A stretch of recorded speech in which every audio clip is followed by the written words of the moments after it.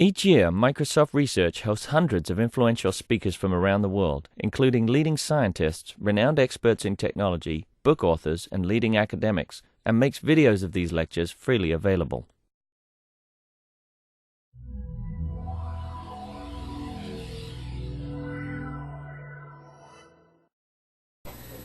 So today we have Yan Liu with us, and she will give a talk on distributive graphical models for structured data prediction. Yan is interested in computational biology and more generally in AI and machine learning. She comes from the Language Technologies Institute at Carnegie Mellon University. Her advisor is Dr. Carbonell. Yeah. She also collaborated with John Lafferty. I guess that's where the discriminative ideas come yeah. from. Right? So without further ado, I'll let Yan tell you about her research. Okay. Thanks for the introduction. Today I'm going to talk about my thesis work. It's about discriminative graphical models for structured data prediction. So in the machine learning field, there is an emerging trend that is the structured data prediction. It mainly concerned itself with predicting problems for structured data, that is the data with some internal structures. For example, we might have some text sequence with syntactic grammars and also protein sequence with structures, also some 3D images for segmented objects. And this kind of problem has fundamental importance in many areas such as speech recognition, natural language processing, protein sequence analysis, and also maybe web search. In addition, it also has great potential for significant theoretical and practical advances, such as relaxing the IED assumptions that commonly assumed in the supervised learning framework.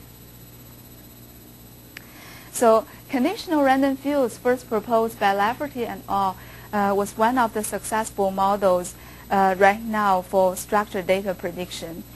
It is defined on an undirected graphical model, and it defines the conditional probability of the label sequences given the observations as exponential function of the linear combination of the features defined over the clicks, and then we have a global normalizer Z here.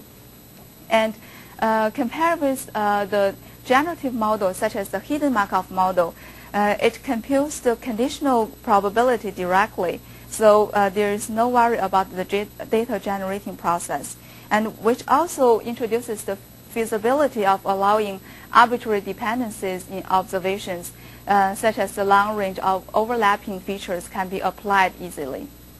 And it is also adaptive to different loss functions and regularizers. After CRF was proposed, it has been demonstrating promising results in different areas, such as tagging, parsing, information extraction, and image processing. And also comes flow this recent development about enrichment of the model, including alternative estimation algorithms, such as Collins proposed this perceptron-like algorithm, or using functional gradients to optimize to get the parameter estimation. On the other side, there is this proposing alternative loss functions or use of kernels, such as the maximum entropy, the maximum margin Markov model, or the structure SVM, or using Gaussian process. And on the other hand, people has been using this for Bayesian formulation and semi-Markov version.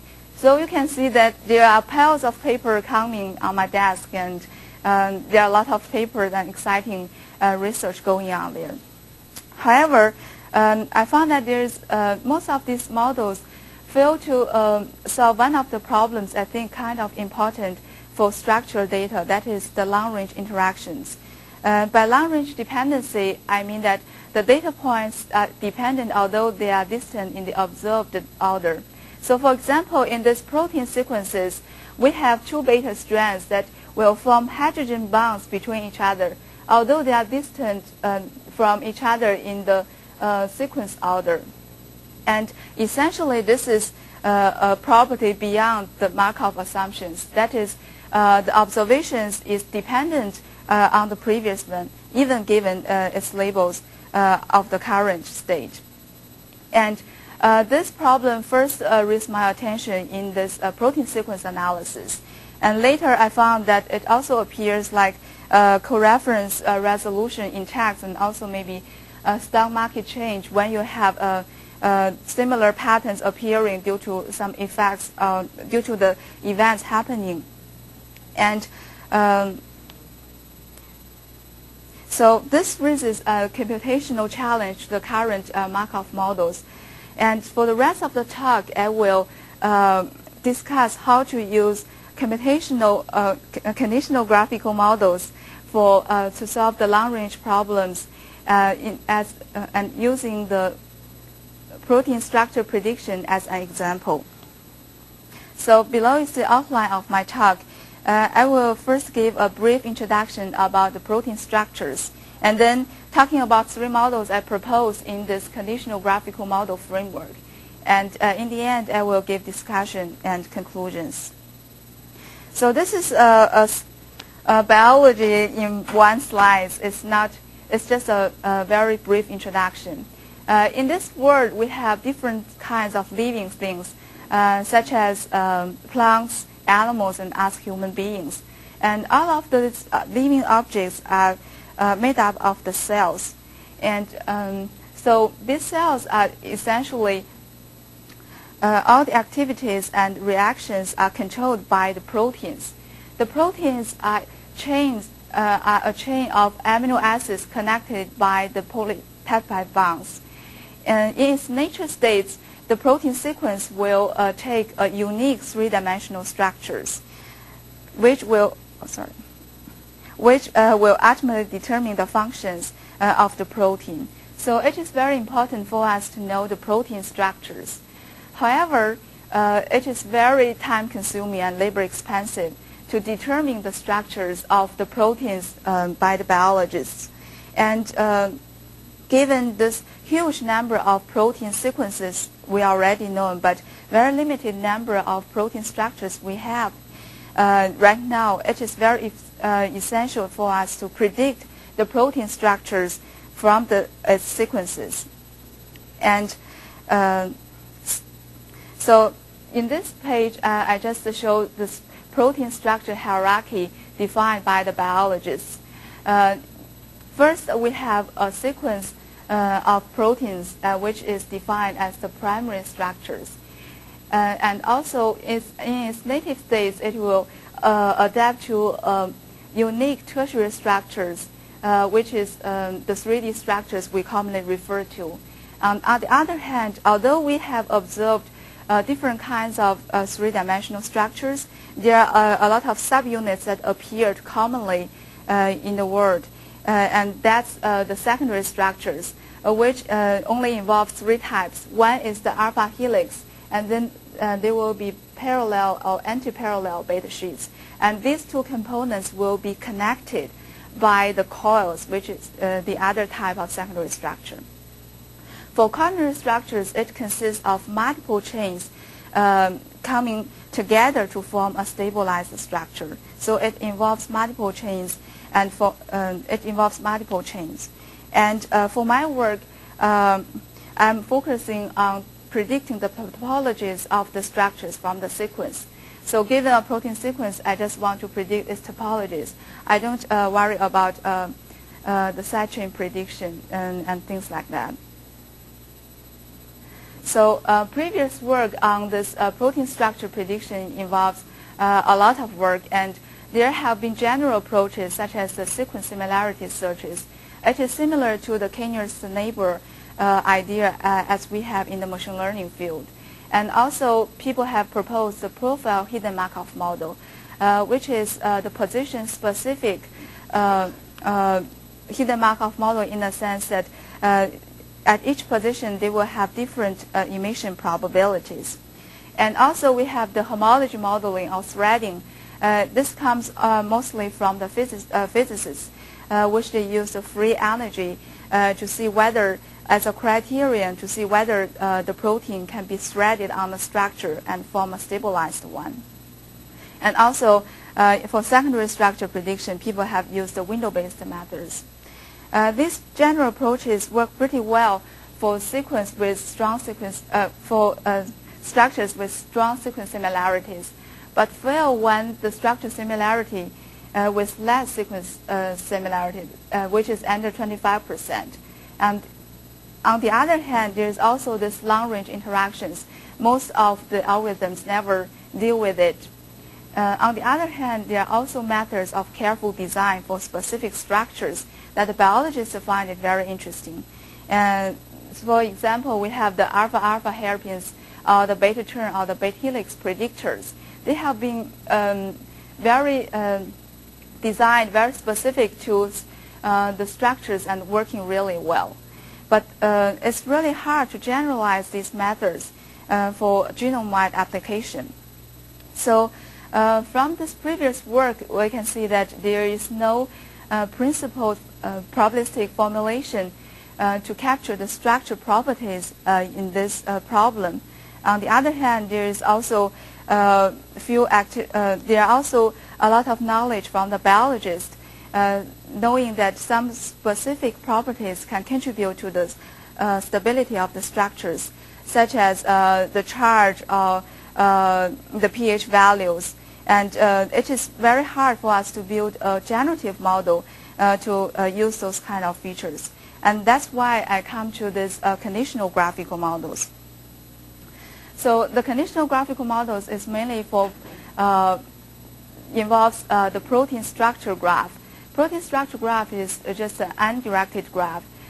They consist of nodes which represents the state of the structure units or segments, and those can be fixed or variable lengths. And the edges will indicate the interactions between the units.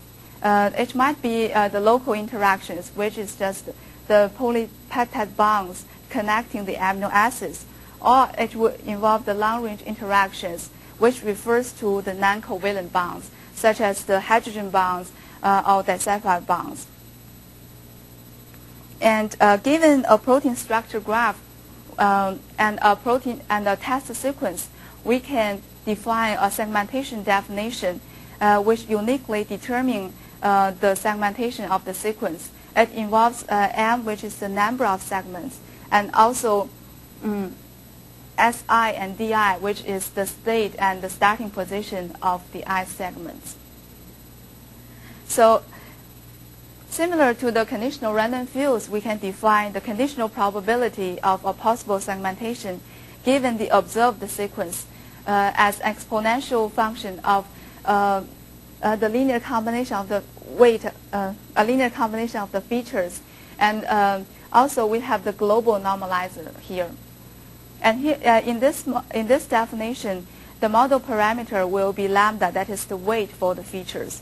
And the really input for the model is the feature definition here, where you can input the biology, the biologist's expertise into the definition of the features. And then, given this protein structure graph, the structure topology recognition is then reduced to the segmentation and labeling problem in the machine learning field.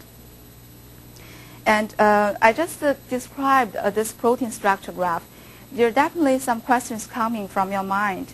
That is, how I should define the structure units and how you can get the long-range dependencies in the graph, which is essential to the concept of the algorithm.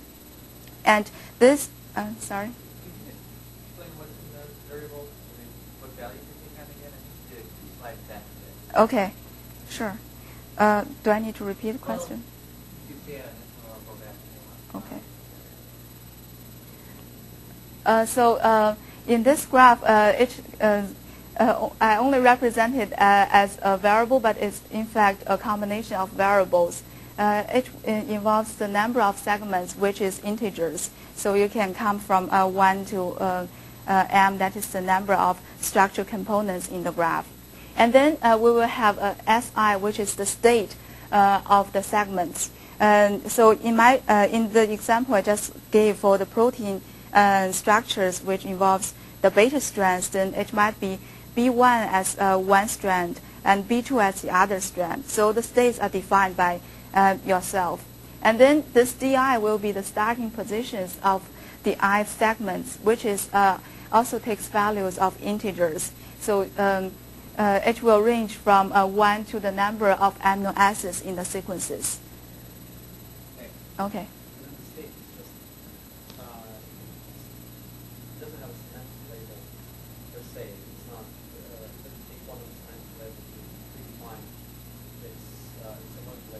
It will only take the value of the semantic value you define. Yeah, yeah. Sorry, it's not only segment numbers. It will refer this state will refer to the state values that you defined. Like the example for yeah, it is a beta sheets.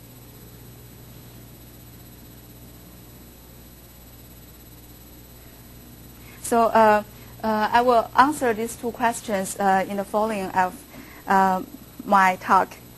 And so given the model, we have to have the training phase and testing phase. For the training phase, we need to learn the model parameters, that is lambda.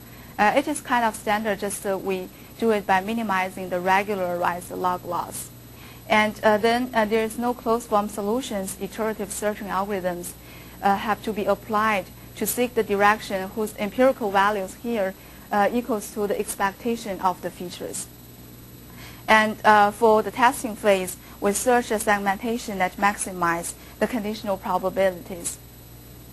So there is an important issue in this training and testing phase. That is how you efficiently calculate the expectation, how you calculate the maximum values for the conditional probabilities.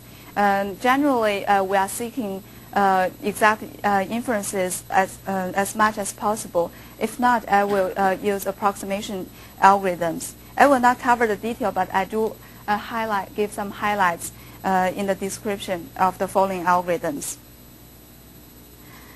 So under this conditional graphical model framework, for different protein structure hierarchies, I propose different conditional graphical models. And so we will start with the secondary structures, which is the setting that we are kind of familiar. So the protein secondary structure prediction is that given a protein sequence, we want to predict its secondary structure assignments. So these assignments only involve 3 states: the helix, the sheath, and the coil. And this would be very similar to the part of speech tagging or some other applications. It's just given a sequence, we will give labels of the sequences. So for this problem, the structure unit is straightforward. It's just the individual residues. And then the segmentation is also simplified into just n is the number of residues. And we will only need to predict the states instead of the starting position because it's already implied. And the models is just a plain CRF model. And also collaborating with John and Jerry Zhu, we propose this kernel conditional random fields. There are a lot of results in the secondary structure prediction, but here I just show one of them. This is the comparison results of a square combination using different methods. So we can see that how well those kind of methods can work. We compare with window-based methods. That is, we will use the features from within a window of the labels you are trying to predict it, and then train a classifier. And then we also compare it with the maximum entropy Markov model. And we think that there might be some long-range interactions, so we will consider higher order. And in here, we consider only the 2 states, previous ones. And then we also use a pseudo-state variation model, which tries to consider everything beyond the state transitions. And these 3 graphs shows the results using different measures on the CB413 data sets. So it consists of 513 protein sequences. We did 3 cross-validation.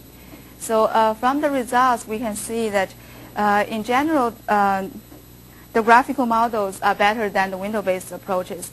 And this CRF model represented by the purple color here seems to perform well among those 4 graphical models. And this results kind of encourage us to pursue this direction to further tasks for the supersecondary structures. I think, frankly, I don't think we use any. We didn't use too much long-range interaction features in the model because it's just the standard features there. But our guess is that the conditional random fields has this global normalization function there, and it might do the trade-off themselves. So we think it might help a little bit in that sense. So that is also why we think that this model is kind of good for handling the long-range interactions. And yeah. No, it's just to use plain features. So next I will move on to the tertiary structure prediction. And in tertiary structure prediction, we kind of change our problem a little bit. We are focusing on the structural motif recognition.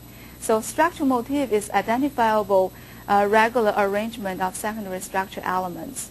And it involves maybe a small number of secondary structures, also known as supersecondary structure. All the motif is very complex. It covers the whole sequence, and people also refer it to as the protein fold. In our problem setting, it is this way.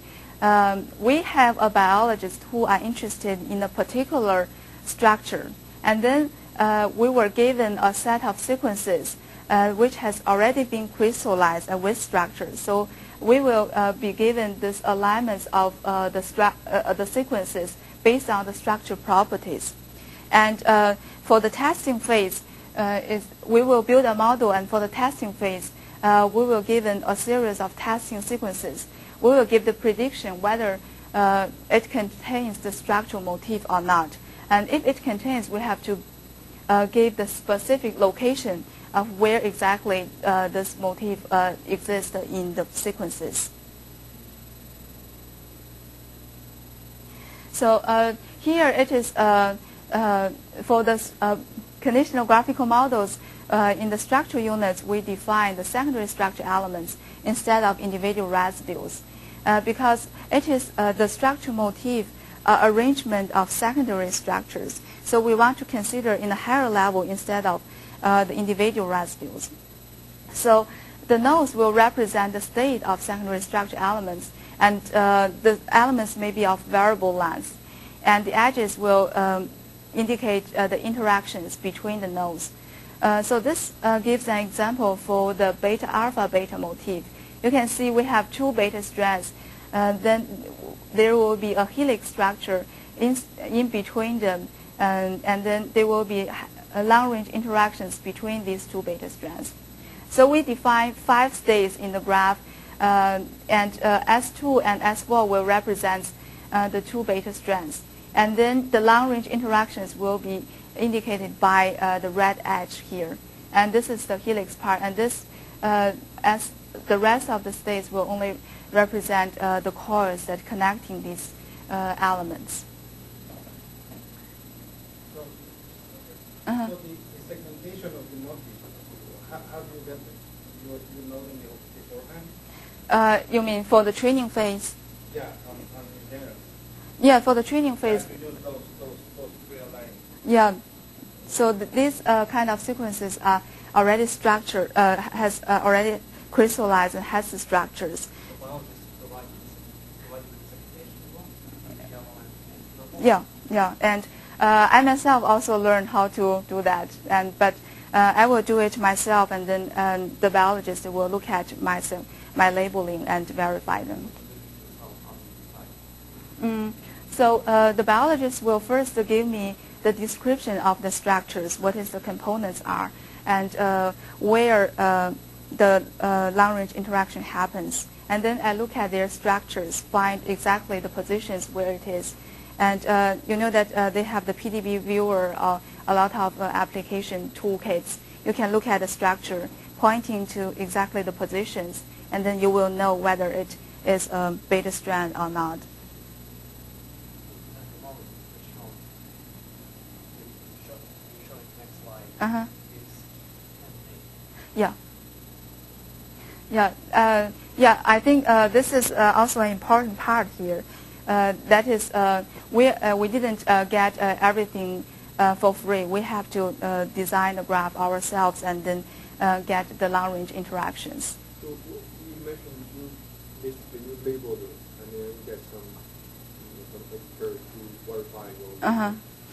What's the accuracy of your labeling? I think my labeling is pretty accurate. Yeah, can you abstract that process to form a model? Exactly. That's one of the directions I'm trying to work out. But right now, it's because it involves extracting the features from the toolkits that I used. So it's kind of been delayed for a while, but I think that's definitely an area that I can automatically identify the protein structure graph. If you can generalize or make your process labeling the automated, that model probably is better than what you train here, because your training is rely on that data as training data. Yeah. I think it's true. The key problem is that you have some very vague idea of how the structure behaves like, and then you are trying to seek in this whole structure information about this kind of thing, and a lot of things are like the sci-fi bonds might play a role in some of the proteins and maybe not in the others. So how you can set a threshold saying that this is not an important issue? I think that's the key problem. But for the biologists, they have been working on this kind of structure for years, 10 years, 20 years, and they know exactly what they are looking for. So I think this is just a way of how to do the trade-off, whether you want to do it accurately or you want to do it fully automatically. But I think that is also, that is definitely doable. Mm-hmm. So just to clarify this a little bit, the biologists, one of the methods they do is they put this stuff into a crystal form that's a lot of black coffee. Once they manage to do that, then they've got various experiments they can use to analyze the crystal to figure out what the structure is. Yeah. And then what they're hoping is that you could save them all that work of doing, creating those crystals and having to, there are various methods they have to look at a crystal to figure out the structure. Yeah, exactly. But it's very laborious and often doesn't work, and you often can't get a crystal. Yeah, exactly. Mm-hmm. Right. So they don't yet have methods where they can work the strings and They do have. This is the previous work I mentioned in a few slides before. So most of the biologists do is using the psi-blast search. So this is a k-nearest neighbor, and some of them are kind of familiar with the profile hidden Markov model. Well, what they're hoping is that a nearby string is a nearby structure, but that's not necessarily so. Yeah, that's why we propose this model to help them. Mm-hmm.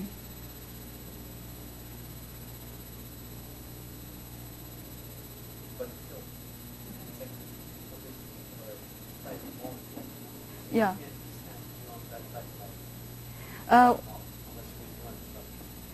Yeah, definitely. Mm-hmm. Yeah, this is kind of problem-based because when I first come to the area, I felt like I can use my tool to solve every problem in the area, and that's it. But in the end, I find that the biology research approach is a little bit different from ours. Most of them are example-based. So most of them spend their life just working on one protein or just working on one particular structures. And it's not that we cannot do it, it's that we don't have enough knowledge about the structures.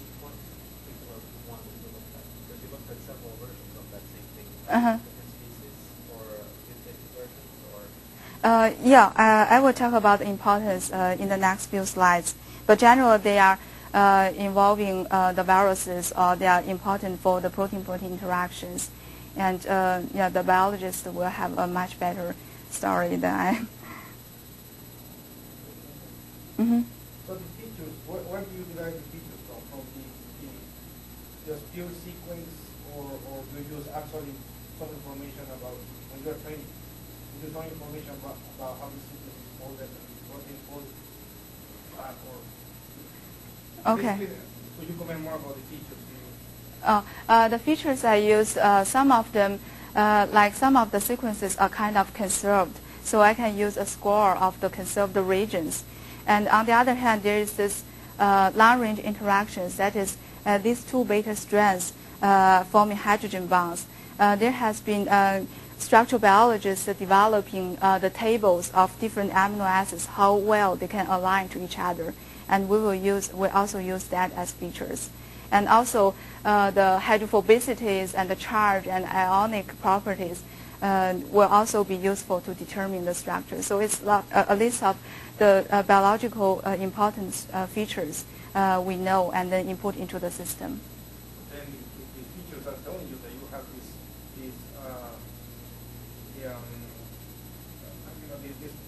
kind of interaction. Uh-huh. I thought that's what you are trying to predict. I don't know if if you have this, Uh-huh. you know what I mean? You already know that there is if the features are telling you that there is an interaction between these two. So, you know what I mean? Yeah, so those features are indicative, but they are generally indicative. It's not for particular models. So, for example, in this part, maybe the hydrogen bonding between two beta strands are indicative. And maybe for other features, the hydrophobicity is important. So you have to learn the weights for those features. It's not, it is, and those weights are depends on the problems you are working on. So, well, if the length of S2 is bigger than the length of S4, Uh-huh. do these features depend on some alignment between these things, or is it just some function of the complete matching of those two? Yeah, it depends on the structures that you are looking at. So in these two beta strands, it might they might have different numbers, but most often it's like one-to-one comparison because you have to form hydrogen bonds between each other. So it might happen, but I guess most of the time you will have a fixed number of amino acids of the length of the segments. Okay, so are these weights shared then? Yeah. Yeah, for the same states, it will share the same weights. So this is the whole idea of the CRF model, because for the same states, you will learn the parameters, and then you can use that for the prediction. Okay, but you have only one weight per motif, or you have different weights per different amino acids. I have just one weight for each feature for one motif. For each motif, it's motif. Yeah. Okay. So this is the graphical model representation. We will have to infer the states of the segments and also the starting positions. And similar to the CRF model, we propose the segmentation CRF model, which will define the conditional probabilities as this way. So this is for general graph, and for some simplified version is that the motif are regular arrangement of secondary structures. So once you know the structure, a lot of the states are deterministic, and you don't need to infer it. So that's why we might come to a simplified graph, which we already know the states, and then we only need to infer the starting positions, and then we can have a simplified definition, which will only be the feature over over the segments, and also the segments where you have the long-range interactions. And for this simplified graph, efficient inference algorithms such as the forward and backward algorithm can be derived. But for generalized graph, as someone has already pointed out, that there's loops in the graph, and we couldn't do exact inferences. And so approximate inference have to be applied. But we kind of seeking another direction. So one of the examples for the structural motif is the complex motif with structural repeats. Those kind of proteins are very prevalent and important in the functions, so that they can provide protein-protein interaction framework. So it is in fact a protein fold with multiple repeats, and each repeat we also can be called it as a rung, consists of conserved structural motifs, and also maybe some insertions of variable lengths to connecting those motifs. Like in this Lucent-rich repeats, we will have this alpha helices here, and also the beta strands on the top, and then there will be some coils or maybe some longer insertions to connecting them, and then they will repeat it over times. So the challenge is also similar as what I just mentioned. They have lower sequence similarities and long-range interactions because the insertions might be very long. And to solve this problem, we kind of characterize the structure properties and propose this chain graph model. A chain graph is a graph consisting of directed and undirected graphs. So given a variable set V that forms a multiple subgraphs, and then we can define the joint probability as a product of individual probabilities, and where this individual probability only needs to be locally normalized. Within this framework, we define a two-layer segmentation. So on the top layer, we will have an envelope which refers to a rung with both motifs and insertions. And on the bottom layer, we will have the specific configuration of where are the motifs and where are the insertions. So you can think of it as an example for the Lucent-rich repeats.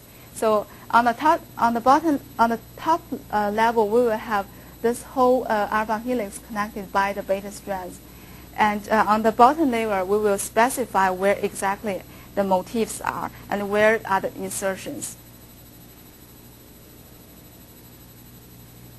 So the chain graph model is specified as a product. The conditional probability of the segmentation will equal to the number of segments, and then multiplied by the probability of whether the current envelope is a repeat or not, which is specified as a motif profile model in our specific model.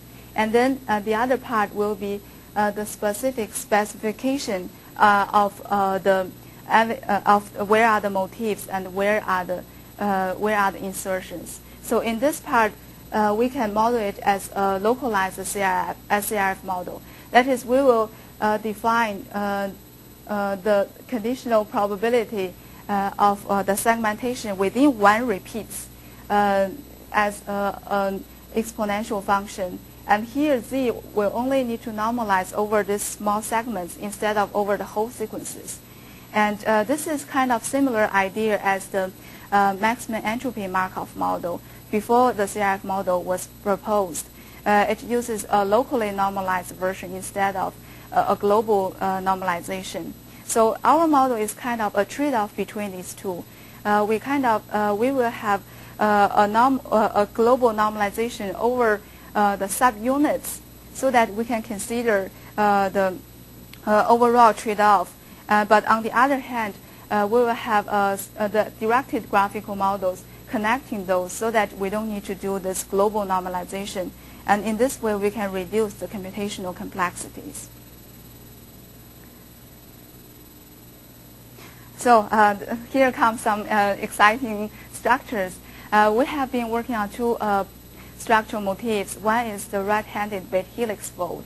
The structure will be shown as on the right, and it is a helix-like structure consisting of three parallel beta strands, which is annotated as B1, B2, and B3 strand. And there is also this conserved T2 turn connecting those B1 and B2. And the problem with this kind of fold is that it has low sequence similarity between sequences with this kind of structure. And in terms of function, it involves bacteria, pathogens during the infection plants and cause of whooping coughes. And so this is the structure that our collaborators at MIT in Jonathan King's lab is very interested in. And the other structure is the leucine-rich repeats. So it is a solenoid-like regular arrangement of the beta strands and an alpha helix, and then connected by the coils. So it has relatively high sequence identities because there are many leucines in the protein sequence, and that's also why it's called leucine-rich repeats. This structure is important because it provides a structural framework for the protein-protein interactions. And there has also been a lot of work on this leucine-rich repeats. So in the first table, I shows the results for SCRF model for the beta helix prediction. In this experiment, we use cross-family validation.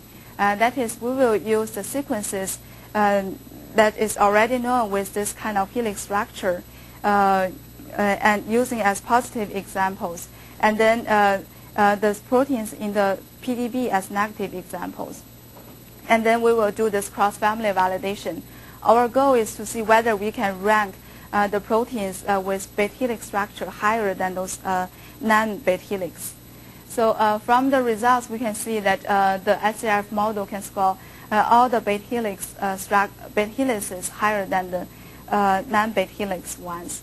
And this is some other results like the hidden Markov models using the structural alignment or the sequence alignment and all the threading. So all of them have been failed in this setting.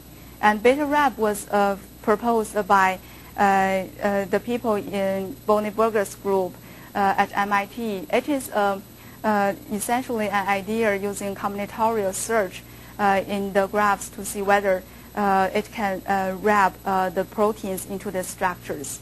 It has been claimed to be the best performance model at that time. And later we find out that for some of the proteins that later has been crystallized, it has shown extremely lower score than what they have been predicted. So we can see that the SCRF model did rank as what we expected. So this is the predicted segmentation for some of the known beta helices. And we classify them into three groups. One is a perfect match.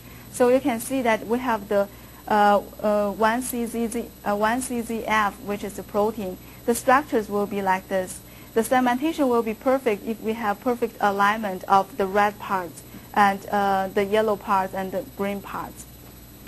And on the other hand, some of the proteins can get relatively good match, but not exact. And some of them, like those proteins that they involve a large number of repeats, and some of them will involve very long insertions there. So which essentially breaks out our algorithm and will fail to detect part of the repeats there. So this is the results for the beta helix.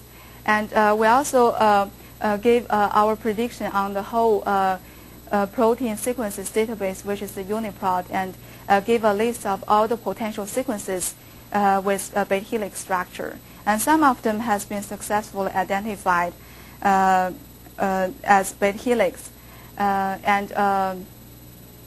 So these two examples has been crystallized and deposited in the PDB. And this one is from personal communications, and which is the GP14 bacteriophage. And they haven't deposited the structures there, but they have already crystallized it.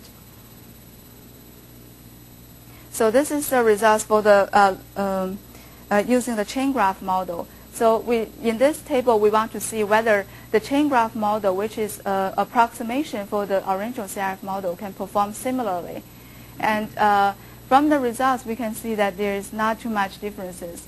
And in terms of the computational complexities, the chain graph model has reduced the running time of the CRF model by around 50 times. So it is originally for the SCRF model, I have to train it using a week, which is really time consuming, and I guess except the biologists, no one in computer science will accept that training time. But for the chain graph model, which can achieve similar results, but we get around just 2 hours for the training. So it's kind of efficient. And this is the result for the Lucent-rich repeats, where you can still successfully score all the known Lucent-rich repeats than the non-ones. Yeah. So last, I will just give some brief introduction about the quaternary structure prediction, which I used the dynamic segmentation CRF model. So the quaternary structures, its structure consists of multiple chains which associate together through the non-covalent bonds or disulfide bonds. There has been very limited research until now because 2 reasons. One is that it is a relatively complex structure, and it is very difficult to crystallize. That is one issue. And also, with fewer positive training data, the computational methods couldn't do too much out of it. And so for our setting, it will be similar to the structural motif recognition. We also have some motif that we are interested in, and then the alignments. We want to predict whether a testing sequence contains this structure or not. So in this part, it is the structure building blocks will be the secondary structure elements or the super-secondary structure elements. And also, the segmentation definition is similar as before, except that for each sequence, we have to define a segmentation. And a unique part about this quaternary structures is that it involves the interchain and intrachain interactions. For example, in this triple-bit spiral motifs, when we look at the top view, it consists of 3 chains, and then there will be interactions between within one chain forming the hydrogen bonds, and then there will be also hydrogen bonds between chains, so that they can formalize. They can form a stabilized version of the structures. So this is the model we propose for the dynamic segmentation CRF model. We define the conditional probability of the segmentation of all the sequences given the observation sequences as a joint product of the potentials and divided by a global normalizer. To simplify the problem, we just consider the node potentials and also the pairwise potentials. So in here, we will consider the interactions between chains and also the interactions across chains. And for here, efficient inference is exact inference is computationally infeasible, and we have to deal with that problem. For our case, we propose using this reversible gem MCMC sampling algorithm combined with contrastive divergence for training. And then for the testing phase, we use the reversible gem MCMC simulated annealing algorithm to avoid this local optimal. So this is the structure we worked on, which is the triple-bit spirals. It was discovered recently in 1999. And this kind of protein is important because the examples with this structure involves both the DNA virus and RNA viruses. And it is important because it might indicate that all the viruses originate from the same species, and they just kind of diverged from each other. And right now, there are only 3 proteins with crystallized structures, and about 20 of them, we don't have any structural annotation. These structures are characterized by unusual stability to heat and detergent. So it is a very stable structures. So that's also one of the reasons we want to work on it. So these are for the viruses. I'm not sure. It's from a bacteriophage. One of them is the real viruses. The other is the adenovirus proteins. Adenovirus, yeah. Mm-hmm. And another example is from the PRD1. So,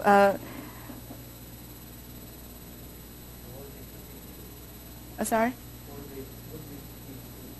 I don't have too much knowledge about it, but what I heard from our collaborators is that it will infect some of the species, and then maybe hack their. I'm not sure about that. Mm-hmm. Yeah, but I can check that. Uh-huh. So the long-range interaction field model were two states. Uh-huh. So did you do longer than 2 states? Or two Motif or whatever? Huh? Yeah. It was like a Markovian order too. Uh-huh. That's what you did, or you did like higher order? Yeah, there are higher orders. It can be any number of distance, but you have to indicate where are the tools. Where are the interactions happens? How do you define that?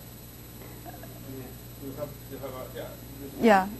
Yeah. Using like these, whenever you have these hydrogen bonds or things like that, or how do you determine? I mean, I'm just having a sense because you have a combinatorial problem. Uh-huh. You have like Exactly. so Uh-huh. how exactly you count, the interactions? So by hand, right? Yeah. Mm-hmm. Okay, thank you. Yeah, so this is the cross-family validation, and we compare our results with the SciBlast, the PFAM, the hidden Markov, the HMMER, and also radar. It is actually unsupervised learning to detect repeats in the sequences. It's not a fair comparison, but it's just the algorithm existing, and we do want to compare with them.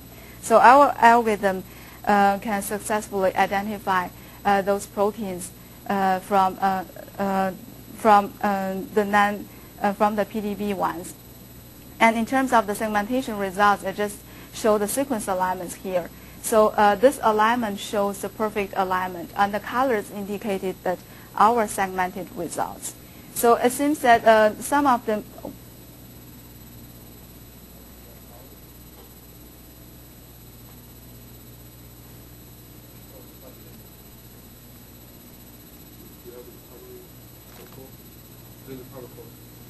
No. Oh, yeah. Oh, I think so. Sorry. Yeah. So let me continue. So this is our results for the triple bit spirals. Can I ask a question? Sure. Thank you. So how many other structures did you have to try before you found ones that worked? And how much engineering is there in playing around with different structures? I don't have a qualitative answer for that, but I believe that this algorithm can definitely handle the long-range interactions as long as you specify them by the biologist. And I believe that you can definitely learn it using structured learning algorithm. And I haven't tried that direction, but I suspect it will work or not. I guess there's different structures we can perform these problems. Uh-huh. And were these the first ones that you thought of? Or were there other? This, you mean the protein structure graph I composed? Yeah, it is kind of natural because when the biologists tell me the structural properties, you just had in mind that these two beta strands should be, this beta strand should be one unit, and then the other should be another unit. So it depends on how the biologists describe the structures to you. So it works to take this question further. Uh-huh. It worked immediately, so what you try to do on the structure to see whether segmentations will eventually handle the structure. Sorry, can you? The question is that if it worked immediately for the structure you used, Uh-huh. does that mean you used the right structure? Does that mean that it worked for any structure? That you could could have used their own structure. It still would have. Because it's a machine learning algorithm. Mhm. That. Yeah, I think there are different ways to define the protein structure graphs, and I didn't try other versions, and I think other versions might also work. The motion. You're talking about informed versions, sort of the right version by somebody's standards, right? And how about really incorrect version? Some version that you just randomly possible. I don't think random possible it won't work. Okay. So these are the problems that I worked on for the secondary structure, tertiary structure, and quaternary structures, and the specific models I proposed. So in terms of model-wise, I start from the conditional random fields and later add into this kernel thing, into this kernel CRF model. And then we kind of introduce the segmentation notations in the graph so that we can have a segmentation CRF model. And then to deal with this global normalization, the trade-off between the global normalization and the local normalization, we propose this chain graph model. And then for more complex structures involving multiple chains, we propose this dynamic segmentation CRF model. So as we just described, that all these models can be generalized as a conditional graphical models. And to answer the questions of how to define the structure building blocks and how to get the long-range dependencies in the graph, it is based on the structures, and all of them has to come from the biologist.